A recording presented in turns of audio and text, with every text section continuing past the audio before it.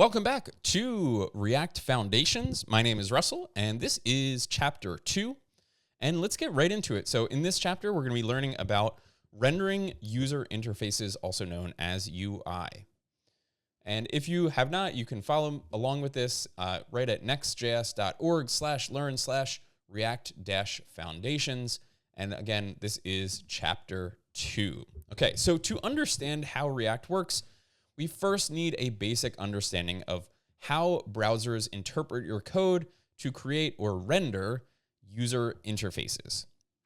So when a user visits your website, the server returns an HTML file to the browser that looks like this or something like this, right? We have this text file. You've probably seen this before if you have worked in HTML, CSS, or JavaScript before, right? And we have this file, and then the browser renders this into the DOM, or the document object model. And we have this sort of DOM tree based on the structure of our document. So the browser then reads the HTML and constructs the document object model. Okay, what is the DOM? So the DOM is an object representation of the HTML elements.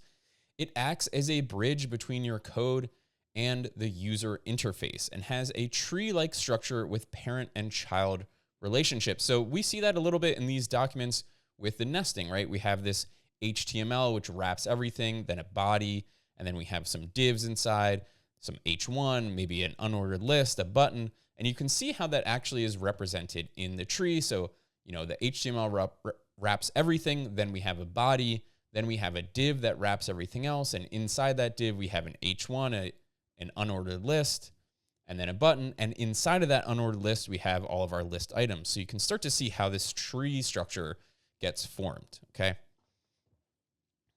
So, so we can see that as how it's rendered in the UI, right? So you can use DOM methods and JavaScript to listen to user events and manipulate the DOM by selecting, adding, updating, and deleting specific elements in your user interface. DOM manipulation allows you to not only target specific elements, but also change their style and content. In the next section, you'll learn how to use JavaScript and DOM methods.